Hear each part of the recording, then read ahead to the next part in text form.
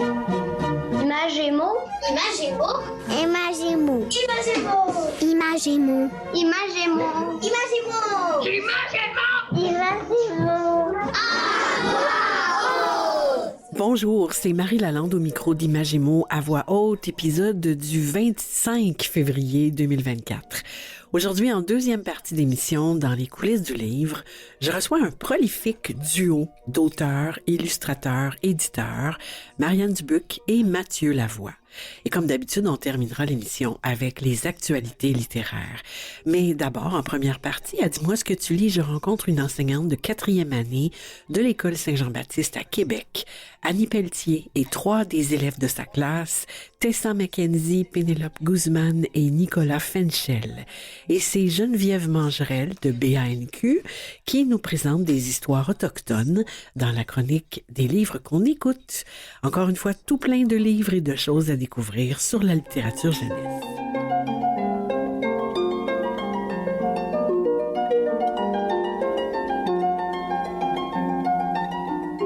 Dis-moi ce que tu lis. Dis-moi ce que tu lis, c'est le moment de l'émission où on rencontre des gens qui lisent les livres jeunesse. Aujourd'hui, on rencontre Annie Pelletier, qui est enseignante en 4e année à l'École Saint-Jean-Baptiste à Québec, et 3 de ses élèves, Tessa McKenzie, Pénélope Guzman et Nicolas Fenchel. Bonjour à vous 4 et bienvenue à Imagemo à voix haute. Bonjour! Bonjour. Coucou. C'est grâce à la technologie qu'on peut se parler parce que vous êtes en classe à Québec et nous, on est en studio. Annie, on l'a dit, votre école fait partie est à Québec et fait partie du centre de service scolaire de la capitale. Qu'est-ce qu'on peut dire de votre milieu scolaire, Annie? Alors, l'École Saint-Jean-Baptiste, c'est un très beau milieu. C'est au cœur du Vieux-Québec. C'est dans un quartier où la culture et les arts sont omniprésents. C'est aussi un quartier là, qui se caractérise par une grande diversité et des belles valeurs d'ouverture. Nos élèves proviennent de milieux socio-économiques variés et on peut dire aussi là, qu'on accueille des enfants là, de 17 pays. Quand En même. tout, oui, quand même. Hein. En tout, à Saint-Jean-Baptiste, là, on a un peu moins de 300 jeunes qui sont répartis dans 13 classes.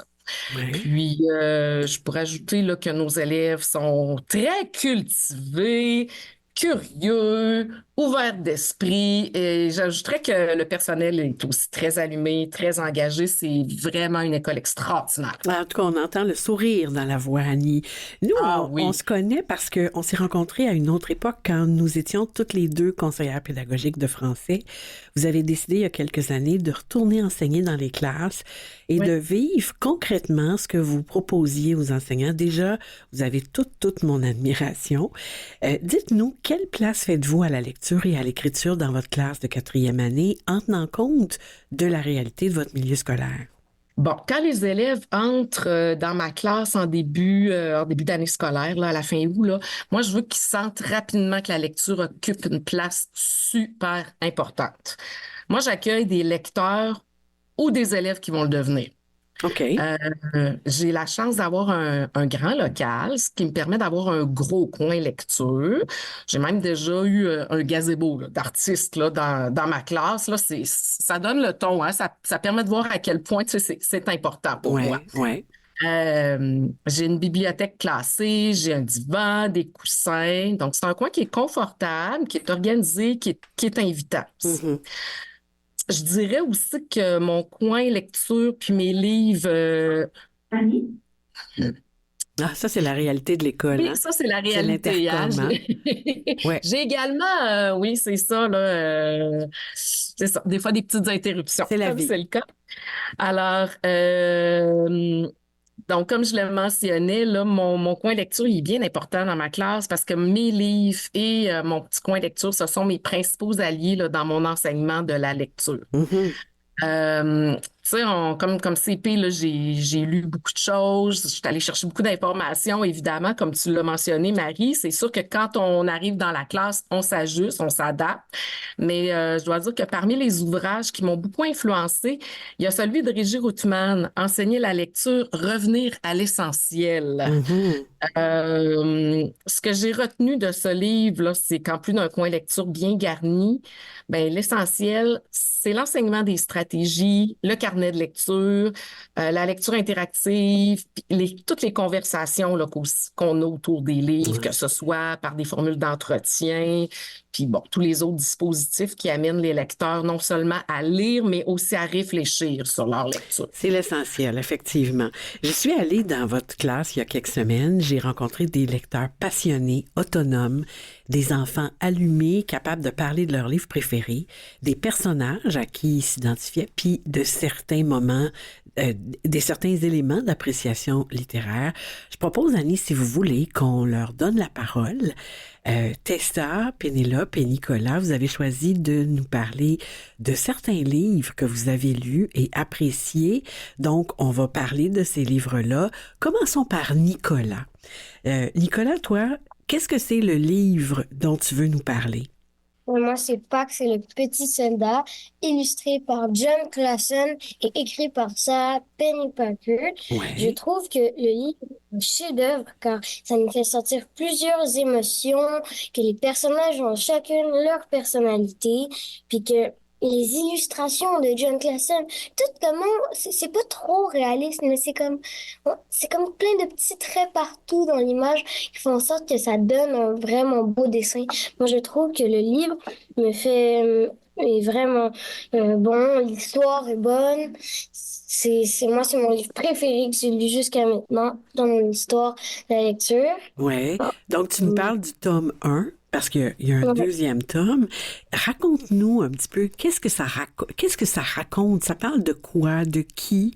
C'est l'histoire de qui et c'est l'histoire de quoi? C'est l'histoire de Pax et de Peter, deux amis inséparables. Un garçon, Peter, et Pax, un renard. Et puis la guerre éclate, obligé de se séparer. Peter part chez son grand-père et Pax est abandonné dans la forêt. Peter fugue pour aller retrouver Pax et Peter abandonne ses parents pendant un bon bout. Beaucoup de chapitres. On voit vraiment Peter qui traverse, qui fait une grande route, qui va rencontrer Vola, puis qui va se pratiquer. Puis il veut quelques petits trucs qu'il n'aurait pas imaginé. Mhm. C'est moins bien passé que ce qui se pensait dans Oui, il y a comme des ça marche. obstacles à ça, parce qu'il veut retrouver son renard. Puis on voit le renard aussi de l'autre côté. Il y a deux parties dans le livre, hein? Hum. Oui, de la parole qui est Ouais, à Peter. ouais, Ouais. à Peter. Puis des fois au Sur chaque renard. chapitre, Ouais, c'est ça. sur Puis toi, ton chapitre, il y a comme personnage préféré, Nicolas, c'est lequel?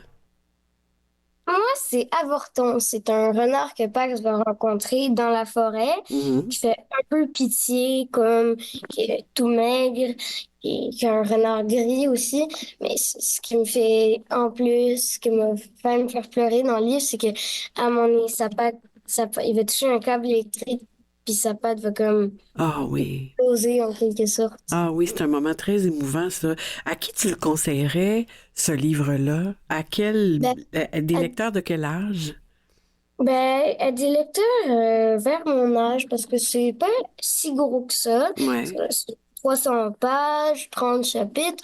Mais moi, aussi, c'est parce que s'il y a des plus petits qui lisent ça, je trouve qu'ils vont pas trop comprendre l'histoire. Mhm. Alors, ça fait en sorte que c'est un livre grand lecteur. D'accord. C'est même, Et, c'est même un coup de cœur d'Annie. Alors, moi, j'ai tout de suite pris quand même le conseiller. coup de cœur d'Annie, coup de cœur de Nicolas. Est-ce que tu voudrais nous en lire un petit extrait, un court extrait, Nicolas?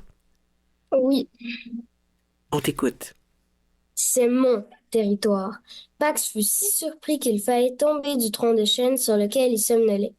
Il avait veillé toute la journée sans rien voir de plus grand qu'une sauterelle. Et maintenant, voici que se dressait devant lui une renarde à la fourrure éclatante. Il n'avait jamais vu l'un de ses semblables auparavant, mais il sut tout de suite que c'en était un. Plus jeune, plus petit et femelle. Mais c'était un renard. Wow, ça donne le goût de le lire. Alors, moi, je le conseille aussi, comme toi, Nicolas. Je te remercie beaucoup. On va aller voir Pénélope maintenant. Pénélope, toi, de quel livre tu veux nous parler? Moi, j'ai adoré le livre Les enfants de la Nouvelle-France. Oui. J'ai adoré parce que, on voyait, genre, ça m'a beaucoup appris. Ouais. Premièrement. Deuxièmement, ça nous parle des enfants qui ont marqué l'histoire en quelque sorte. OK. Puis j'aime bien, ça m'a vraiment beaucoup aidé en univers social.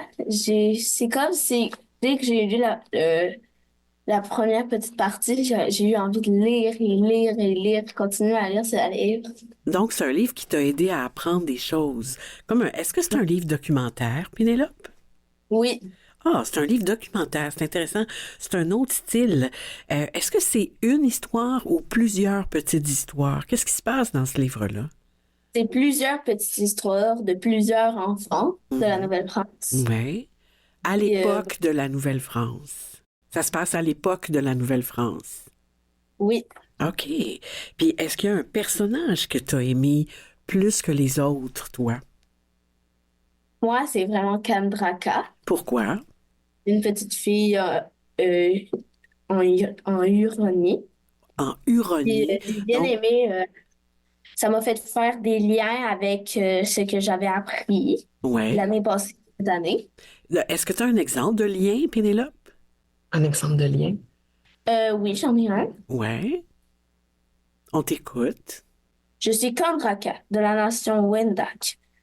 Avec ma famille, je vis dans un village fortifié où habitent plus de 1000 personnes. Je connais tout le monde, bien que toutes ne dorment pas dans la même maison longue que moi.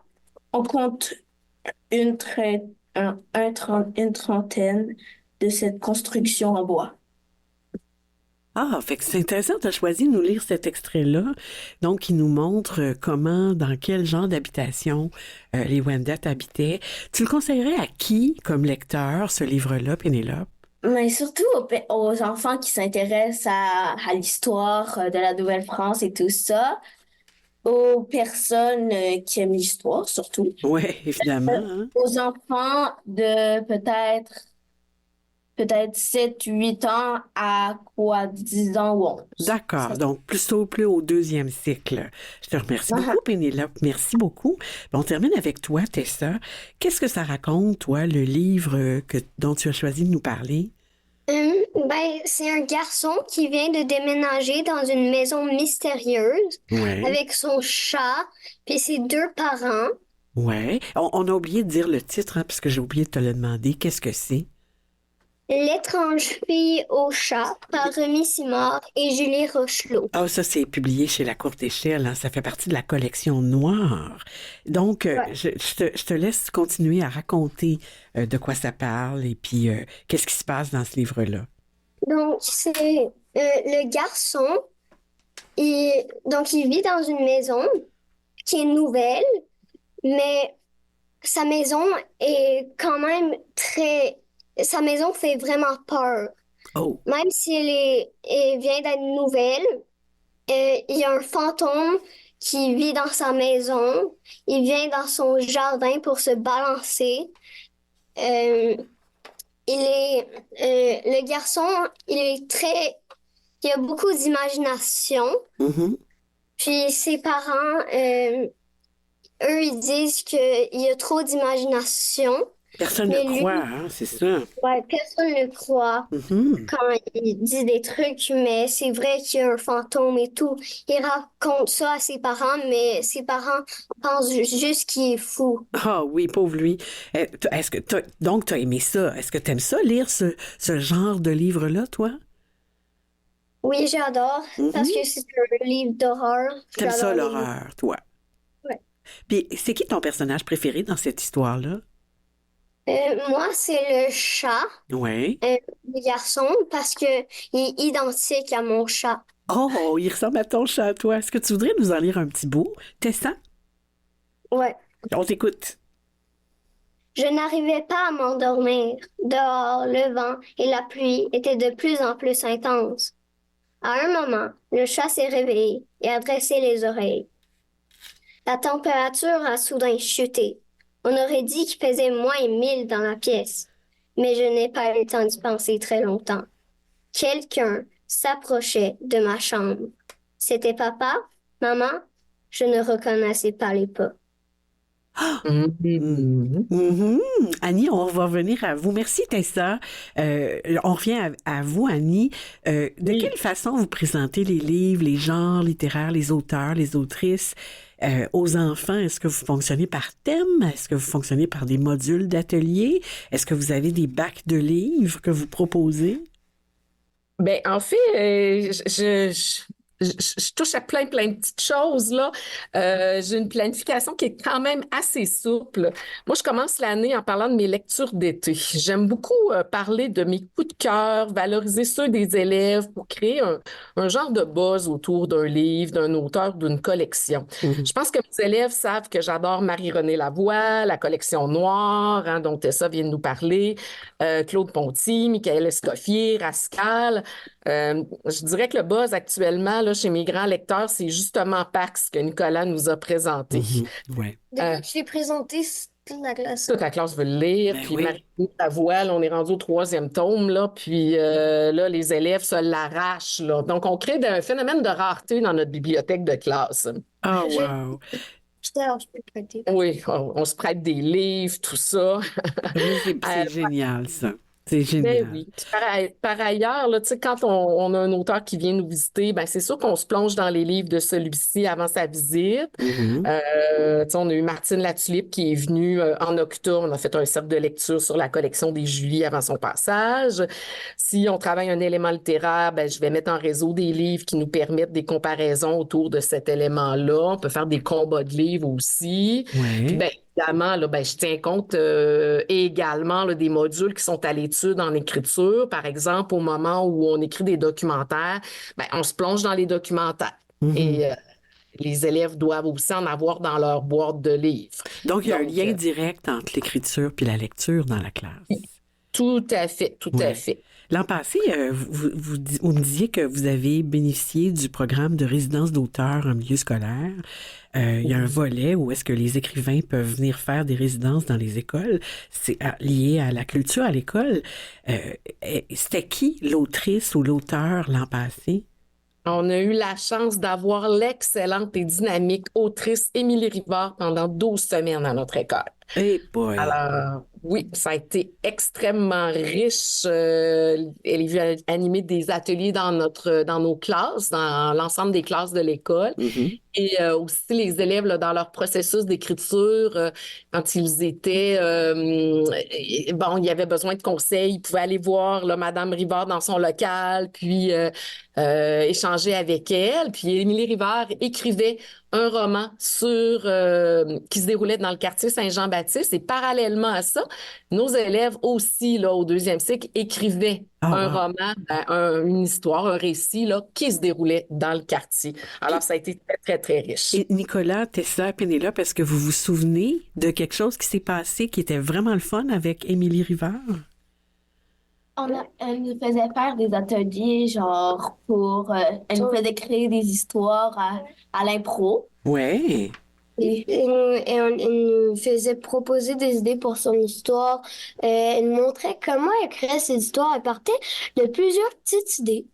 Elle en choisit environ 3. Puis après, à partir de ces idées-là, elle mettait des lignes et cette idée était au milieu. Elle prenait toutes les lignes qu'elle pouvait. Puis sur les petites idées, elle en mettait d'autres. Elle nous a fait créer une histoire Ouais. avec cette manière-là. Des belles techniques hein, pour apprendre à écrire. Alors, écoutez, on aurait continué à jaser comme ça longtemps. Je voudrais vous dire merci. Merci Tessa McKenzie, Pénélope Guzman, Nicolas Fenchel d'avoir pris le temps de parler lecture avec nous aujourd'hui. Merci Annie Pelletier de faire vivre la lecture dans votre classe, de lui donner une place de choix et de proposer aux enfants dans votre classe un milieu de vie calme, apaisant, enrichissant, où chacune peut s'épanouir harmonieusement. Je vous souhaite une belle journée. Je vous remercie beaucoup pour l'entrevue. Au revoir. Merci de l'invitation. Au revoir. Merci. Bye.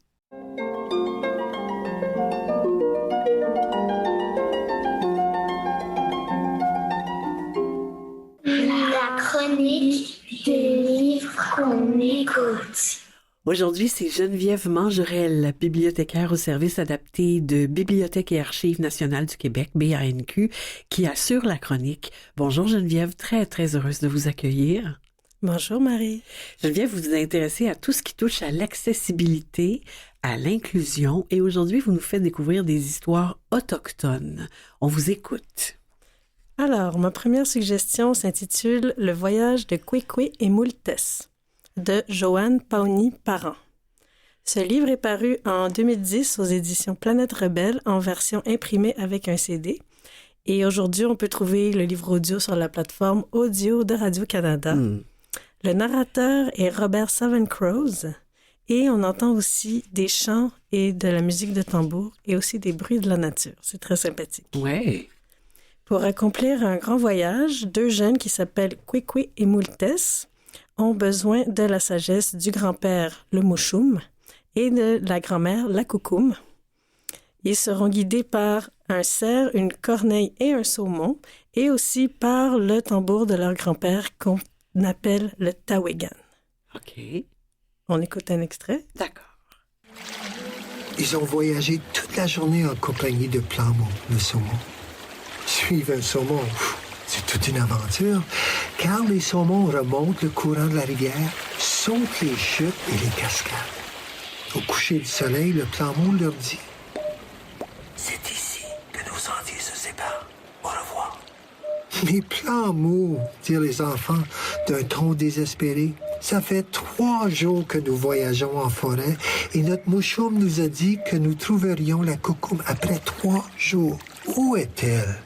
Le Plamo leur dit « Regardez le wigwam au bout du lac. » Les enfants regardèrent et en effet, il y avait un wigwam couvert d'écorce de bouleau blanc, tout lumineux. « Est-ce le wigwam de notre grand-mère? » dirent les enfants tout excités. Ah, c'est formidable, on est dans la rivière avec eux, hein? C'est magnifique.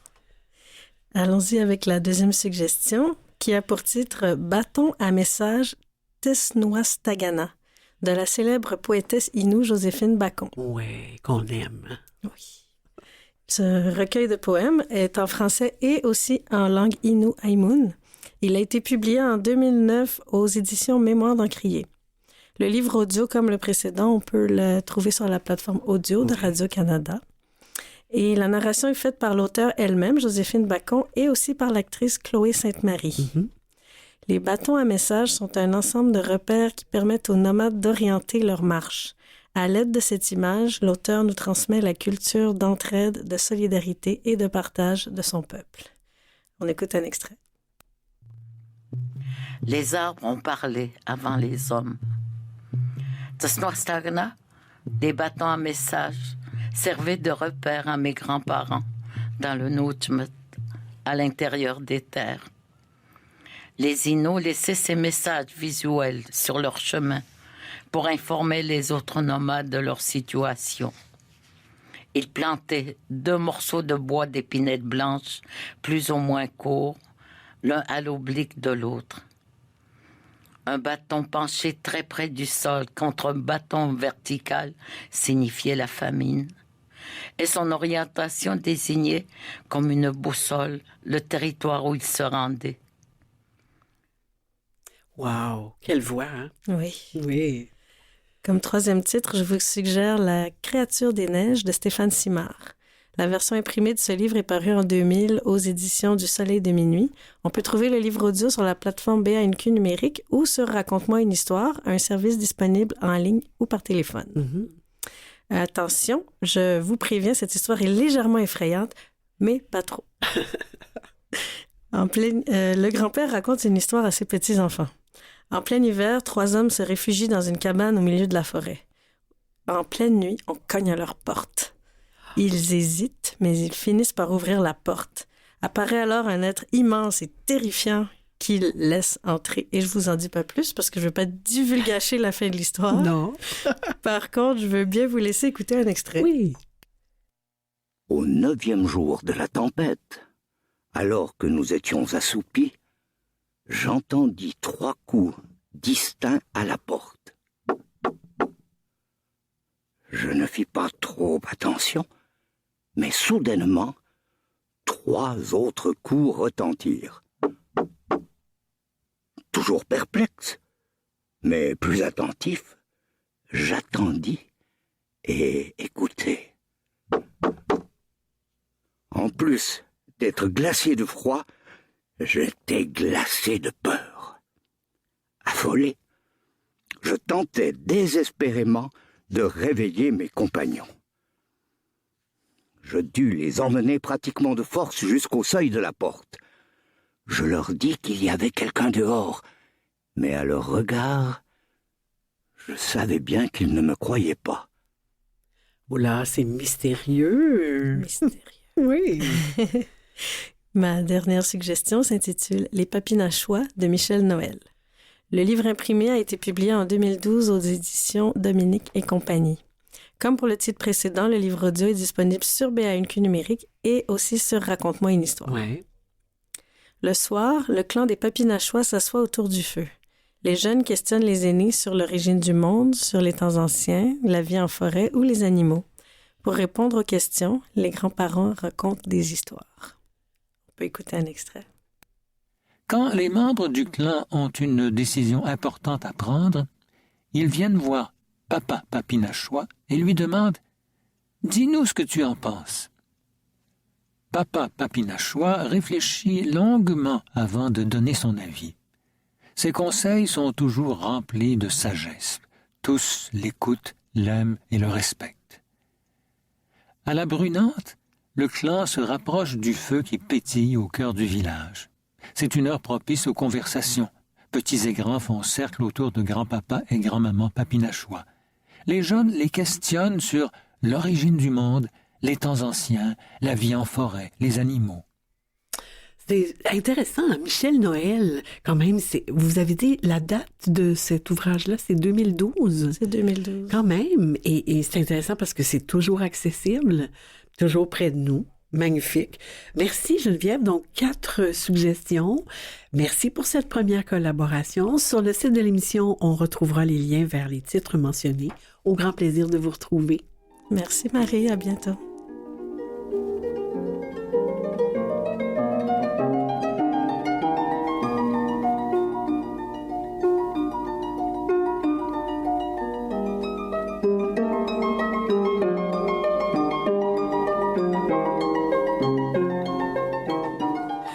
On se quitte pour quelques minutes, le temps d'une courte pause. Au retour, je reçois un duo de feu très connu des petits lecteurs, tous les deux auteurs, illustrateurs et éditeurs, Marianne Dubuc et Mathieu Lavoie. Et bien sûr, il y aura des actualités littéraires. À tout de suite.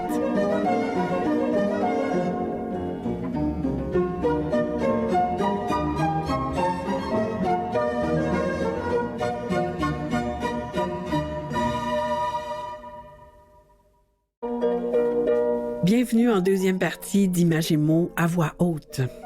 Je m'appelle Floralie, j'ai 7 ans.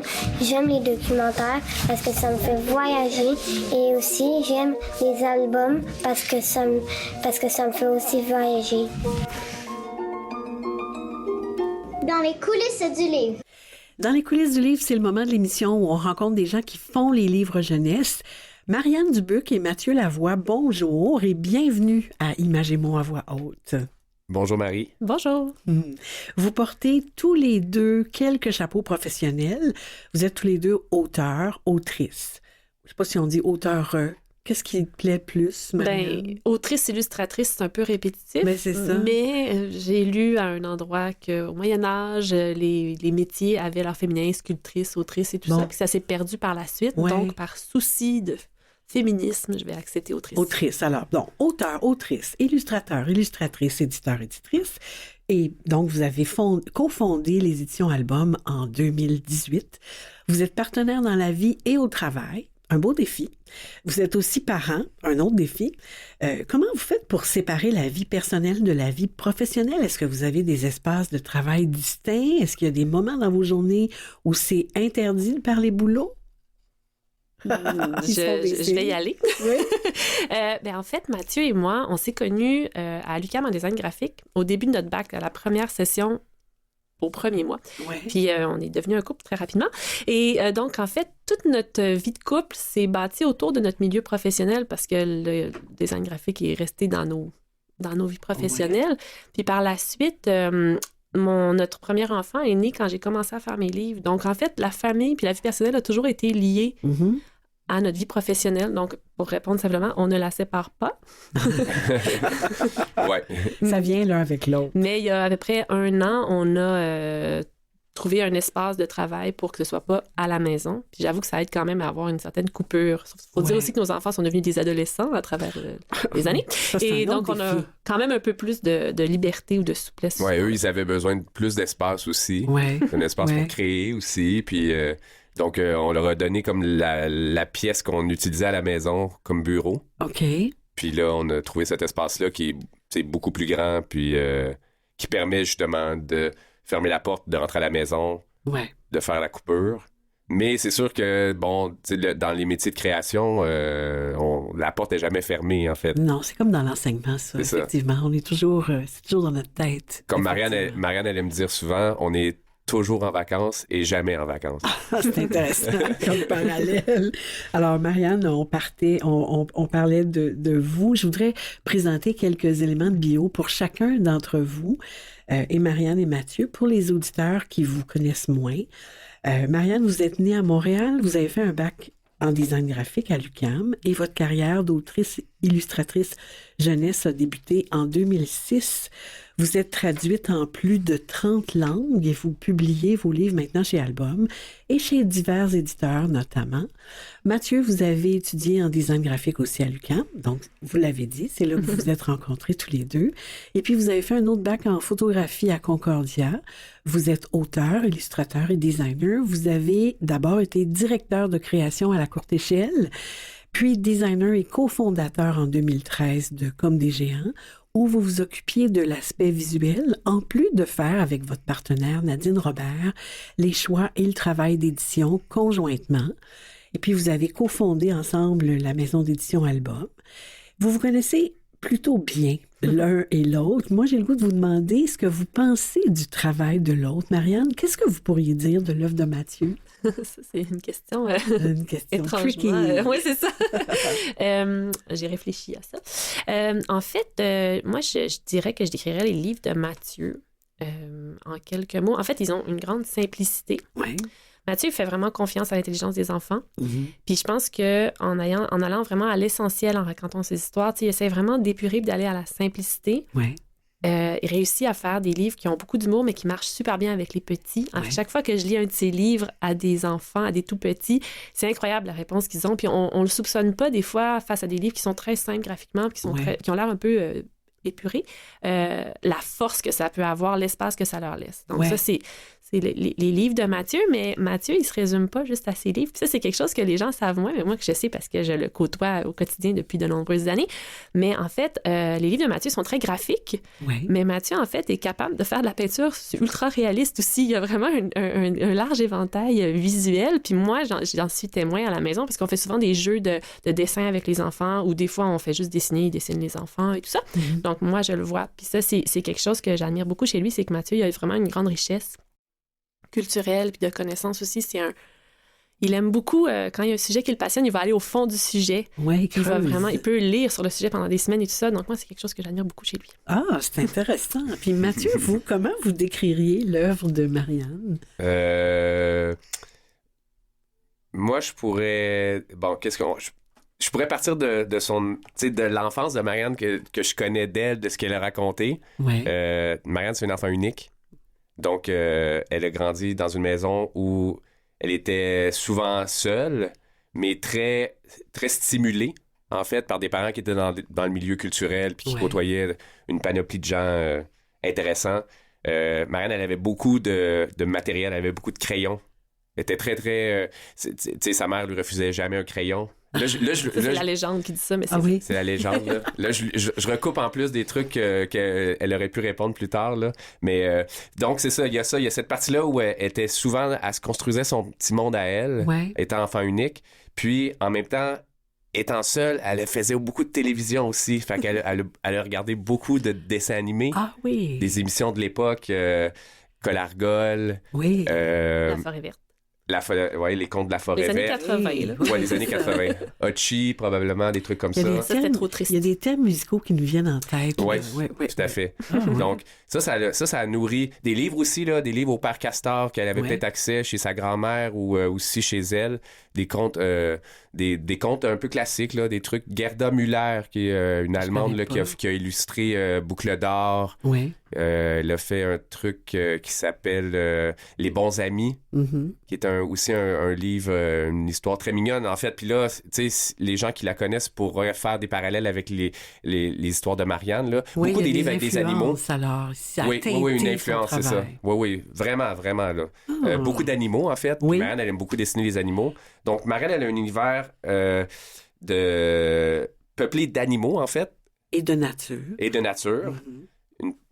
Une enfant qui est née en ville, en fait. Tu sais, quand même, Marianne est née à Montréal, puis elle a vécu toute sa vie à Montréal, mais elle aime la nature. Pour moi, les livres de Marianne, ils sont comme indémodables. Oui. Donc, c'est pas, tu sais, on en parle souvent, puis on en a parlé avant de venir ici, quand on préparait ça. Puis, c'est pas des livres que tu regardes les images, puis tu te dis...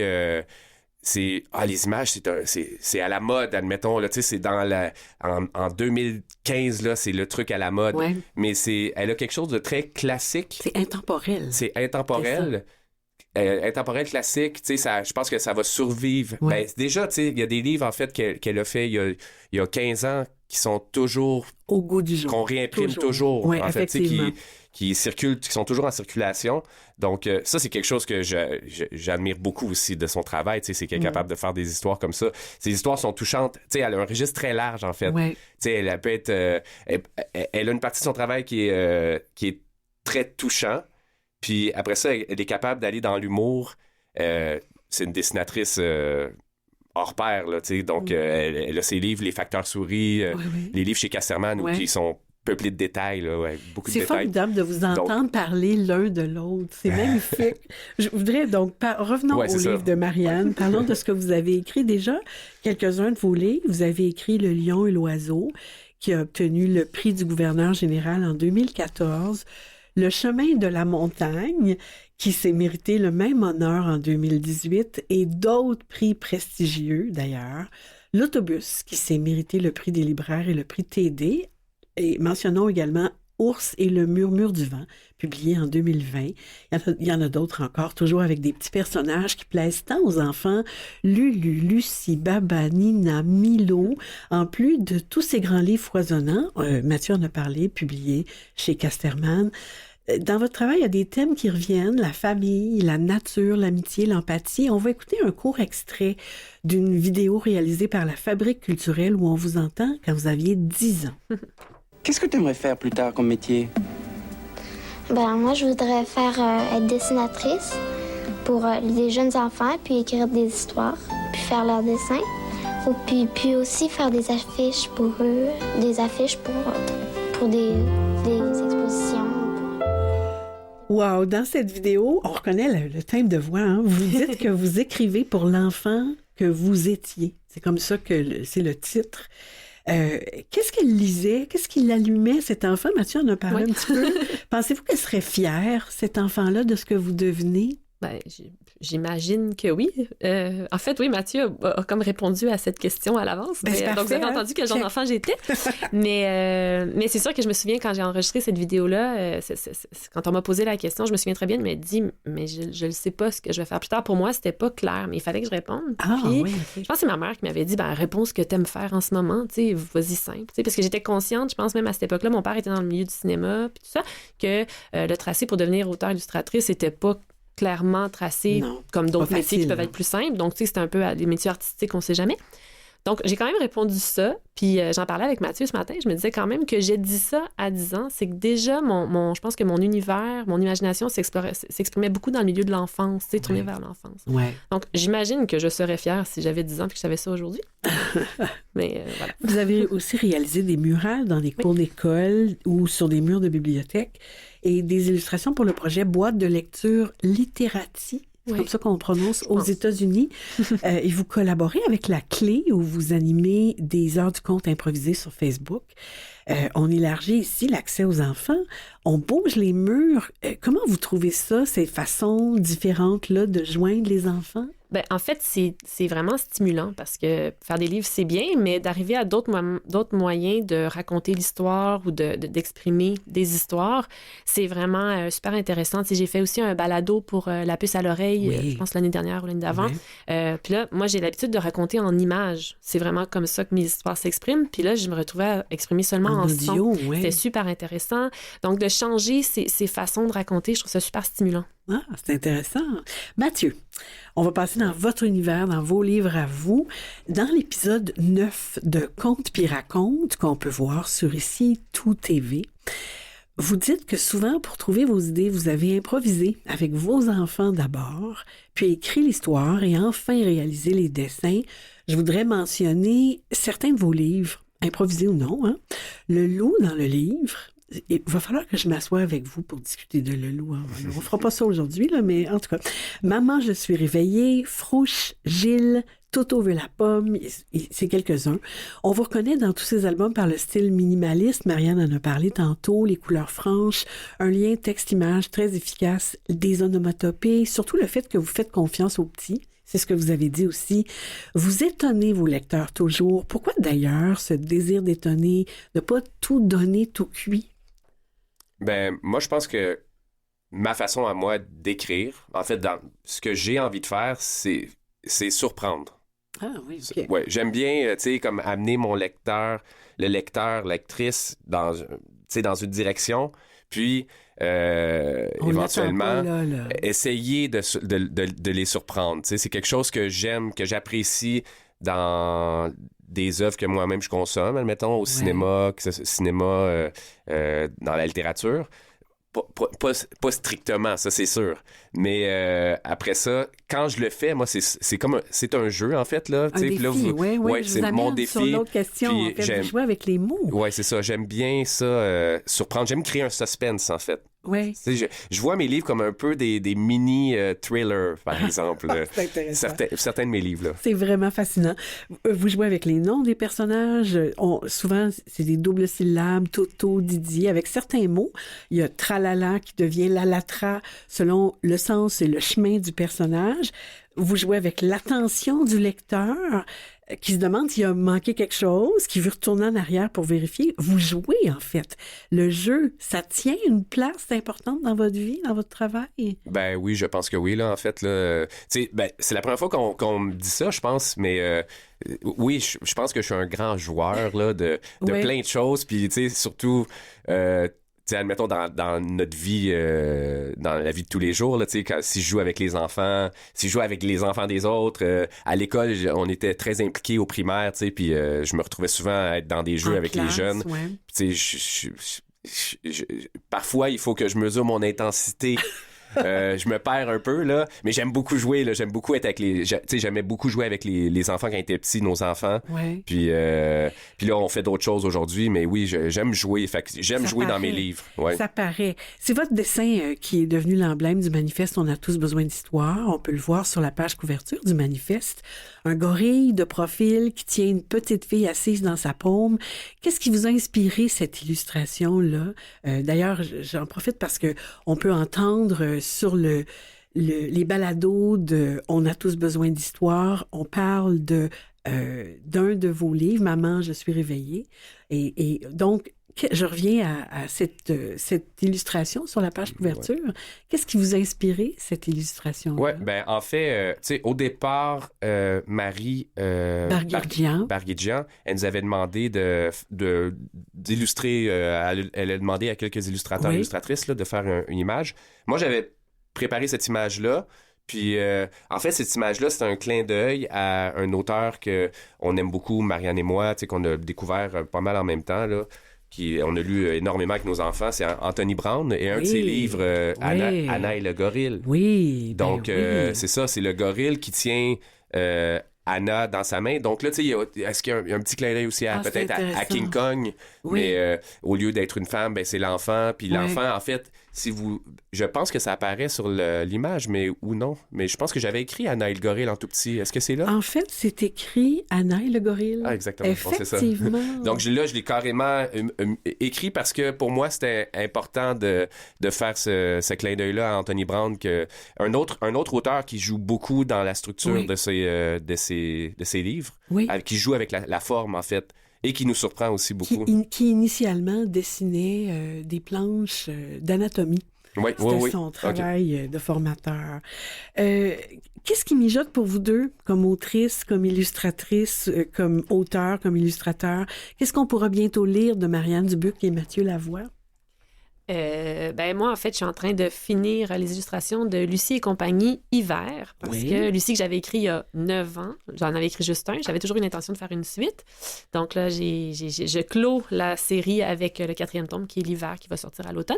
Puis sinon, après, je vais me mettre à l'écriture d'un nouveau livre. OK. Qu'on a hâte de lire. Mathieu, de votre côté? Moi, je suis dans l'écriture, là. Je suis un peu... je fais un peu de contrat d'illustration. Je fais des trucs qui n'ont rien à voir avec l'édition. Donc, je suis en écriture. Donc, je devrais avoir quelque chose pour cet automne. Là. C'est automne 2024. Ça mijote, c'est important. Mathieu, Marianne, c'est la tradition à Imagez-moi à voix haute. On demande aux invités de nous proposer un de leurs coups de cœur littéraires jeunesse. En terminant, est-ce que vous avez une suggestion pour nous? On commence avec Mathieu. Ouais, moi, c'est une mauvaise question à me poser si on n'a pas beaucoup de temps, là, parce que je peux pas dire seulement un nom. Mais il y a des gens que j'adore. Benoît Jacques, qui est un auteur belge. Notez-le, c'est vraiment important. Ensuite, Tommy Ungerer, Anthony Brown, c'est des gens... Tommy Ungerer, d'une pertinence encore aujourd'hui... Il va parler de la guerre, il parle du racisme. Une œuvre récente qui est facile à trouver en librairie d'une autrice qui a peut-être une dizaine d'années, je pense, de carrière. Là. Ça va être Petit Renard. Avec c'est c'est une néerlandaise, Marije Tolman. On va trouver tout ça sur le site de l'émission. C'est magnifique.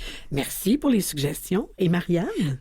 Moi, en fait, je vais y aller rapidement. C'est le livre Migrants de Issa Watanabe aux éditions La Joie de lire. En fait, c'est un livre qui est d'un sujet d'actualité sur les migrants, mais c'est surtout un album sans texte que j'aurais vraiment aimé explorer avec mes enfants quand ils étaient tout petits pour voir ce qu'ils auraient lu dedans. Donc, ça c'est intéressant. J'aime beaucoup l'ouverture de lecture que les sans texte laissent. Puis dans celui-là, je pense que c'est un sujet qui peut vraiment amener beaucoup de belles discussions. Ça m'intéresse, je vais aller chercher ça.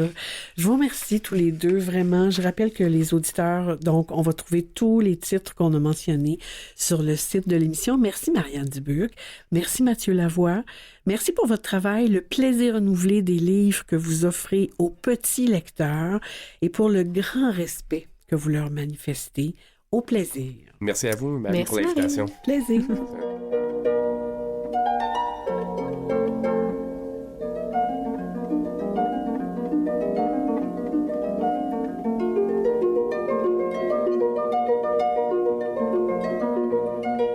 Je m'appelle Violette, j'ai 10 ans, j'aime les livres de la collection Myriam, mais tout le monde l'appelle Myriam. Je m'appelle Charlie, j'ai 10 ans, j'aime lire des livres de Stéphanie Gervais parce qu'il y a des suspects et des disparitions. Exemple, Clara est partie dans un taxi. Le chauffeur a essayé de faire une disparition. Apparemment, sa fille Sophie s'est fait peut-être kidnapper par quelqu'un ou tuer. Les actuels littéraires. Encore d'autres idées de lecture et de sorties littéraires. Pour tous les liens, c'est sur le site de l'émission. Dimanche prochain, le 3 mars, à Marie Raconte, je lis l'album Les couleurs de Dadaji de Rashmi Sirdeshpande et Ruchi Massan avec l'aimable autorisation des éditions Circonflexe. L'histoire se passe en Inde, dans un petit village. Un petit garçon vit heureux avec son grand-père qui lui apprend à peindre. Ensemble, ils remplissent la maison de tableaux, observent les étoiles et invitent parfois les enfants du village dans leurs jeux. Et puis, un jour, le garçon se retrouve seul. Un bel album pour parler du deuil, de guérison et d'espoir avec les enfants. On n'a pas d'extrait, alors faudra écouter dimanche prochain. Je m'appelle Lou. J'aime lire des livres de Napel. parce que ce livre est magique, car il t'amène dans un univers fantomatique. J'aime le personnage de Côtelette dans Spectropolis parce qu'il ou elle casse la mâchoire d'un vélociraptor squelette. Mercredi 28 février à 10h aura lieu le dévoilement des 8 lauréats jeunesse du Prix des libraires du Québec. L'événement a lieu à la Maison de la Culture de Montréal-Nord, au 12 004 boulevard Roland. Après 2 mois de scrutin, les libraires du Québec ont élu parmi les 24 finalistes les 8 titres jeunesse lauréats dans les catégories bande dessinée 0-5 ans, 6-11 ans et 12-17 ans, Québec et hors Québec. L'ambassadrice Sophie Cadieux animera ce spectacle ludique en compagnie du comédien Jules Ronfard et avec la participation des autrices en résidence Guédeline Desrosiers et Chloé Varin. Grâce au Conseil des arts de Montréal, des bourses de 3 000 $ seront octroyées aux lauréats et lauréates québécoises de toutes les catégories. Je m'appelle Albert et j'ai 9 ans, bientôt 10. J'aime beaucoup le personnage de Primaché dans l'histoire du chat moribond car il est très drôle. Par exemple, ces humains l'ont amené à un salon de beauté et en revenant, la première chose qu'il a fait, c'est se rouler dans la boue. C'est pour ça qu'on l'appelle Primaché. Du 29 février au 3 mars aura lieu le Salon du livre de Toronto sous la présidence d'honneur de Diane Adam, présidente fondatrice et gouverneure émérite du Conseil de gouvernance de l'Université de l'Ontario français et ancienne commissaire aux langues officielles du Canada. Le thème « Ontario, je t'aime » en français. Les activités auront lieu à l'Agora de l'Université de l'Ontario français de Toronto. Les ateliers scolaires sont offerts les jeudis 29 février et vendredi 1er mars.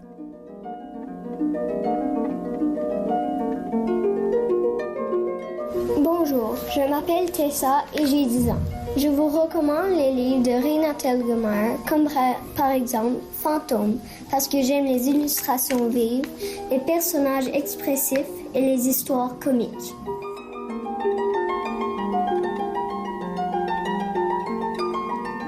Samedi 2 mars, n'importe quand, entre 13h et 17h, aura lieu l'activité spéciale à l'espace jeune de la Grande Bibliothèque en préparation de la Nuit Blanche, qui se tient justement cette fin de semaine-là. L'activité est offerte aux enfants de moins de 13 ans, des bricolages, des jeux et des activités rappelant la jeunesse de grand-maman avant Internet. Je m'appelle Cindy, j'ai 9 ans. J'aime les livres de Caroline Hérault car elle fait vivre ses personnages. Je vous recommande Défense d'entrée parce que dès que j'entre dans le livre, je me mets directement dans la peau du personnage Amélie ou Mélie.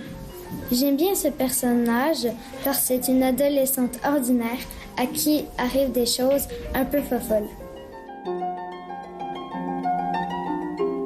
Dimanche 3 mars à 14h à la librairie Le Port de Tête au 222 rue Mont-Royal aura lieu le lancement de l'album Partir de loin de Caroline Dawson, illustré par Maureen Poignonnec des éditions de La Bagnole. Pour des raisons de santé, Caroline Dawson ne pourra y être physiquement, mais elle y sera en visioconférence. Il y aura une lecture de l'album, quelques mots de sa part et un petit party pour les enfants.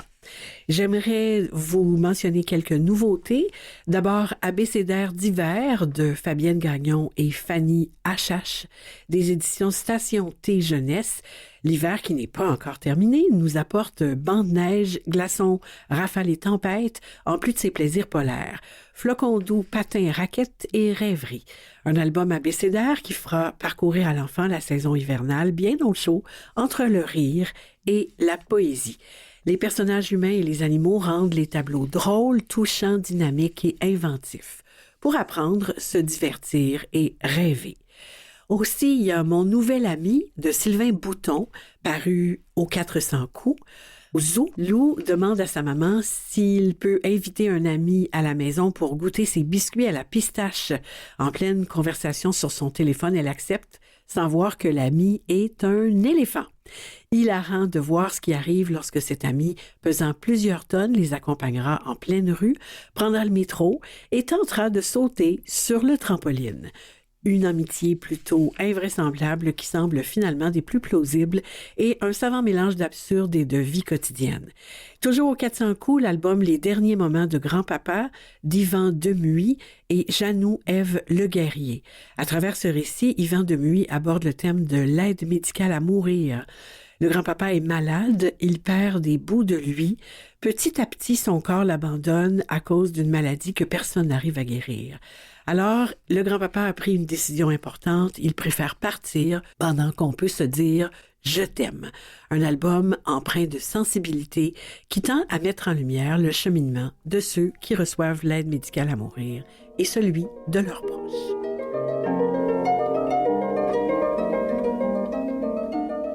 Voilà, c'est tout pour aujourd'hui. Je remercie les invités et les collaborateurs d'aujourd'hui. Annie Pelletier et les élèves de sa classe de 4e année de l'École Saint-Jean-Baptiste à Québec, Tessa McKenzie, Pénélope Guzman et Nicolas Fenchel, Geneviève Mangerel, bibliothécaire à BANQ, notre duo d'auteurs, illustrateurs, éditeurs Marianne Dubuc et Mathieu Lavoie, Michel Brûlé pour le soutien à la recherche, Mathieu Tessier en régie au montage et à la mise en onde et Jean-Sébastien Laliberté, chef diffusion technique. Je vous souhaite des lectures captivantes et on se retrouve, je le souhaite, dans 2 semaines.